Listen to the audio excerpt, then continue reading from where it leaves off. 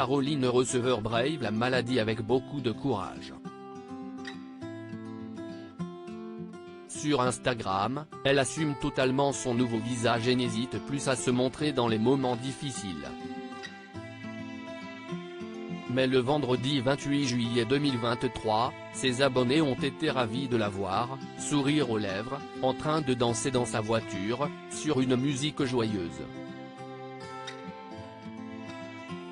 Caroline Receveur en est convaincue, son cancer du sein n'aura pas le dessus.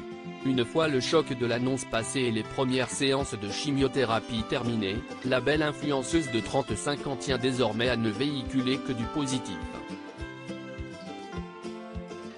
Bien entourée par son fils, son mari Hugo Philippe, ses amis et sa famille, celle qui a participé à Danse avec les stars en 2016 retrouve peu à peu le sourire. Le vendredi 28 juillet 2023, son chéri l'a filmé en plein moment de liesse, dans sa voiture. Des images qui donnent le sourire et en disent long sur son état face à cette épreuve.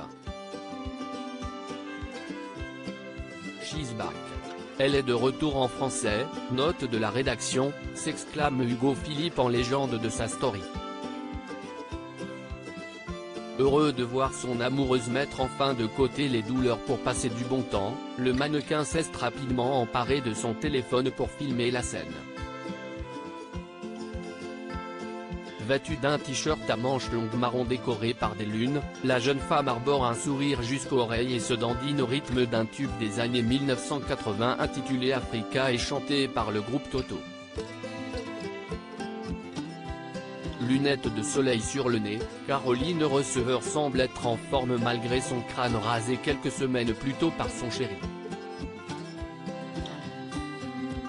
Une maladie agressive pour rappel, si est-il le 25 juillet dernier que l'influenceuse et femme d'affaires a annoncé être atteinte d'un cancer du sein certes agressif mais heureusement détecté à un stade précoce. Dans la foulée, la jeune femme avait dévoilé plusieurs vidéos d'elle, en train de pleurer chez elle ou à l'hôpital.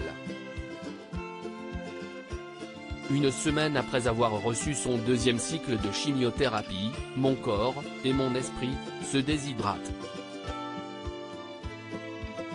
Je me sens vide, j'ai perdu le goût des aliments et un peu de la vie aussi. Je suis dans la salle d'attente, je craque. Moi qui pensais pouvoir garder ce secret je n'y arrive plus. Cette solitude souhaitée pour affronter seule cette épreuve me coupe finalement du reste du monde et rajoute un poids à mon quotidien.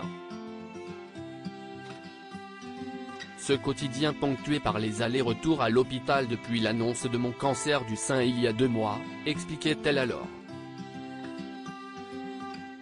Pour garder le sourire, elle peut heureusement compter sur la joie de vivre de son époux mais aussi sur la présence douce et rassurante de son fils prénommé Marlon né le 6 juillet 2018.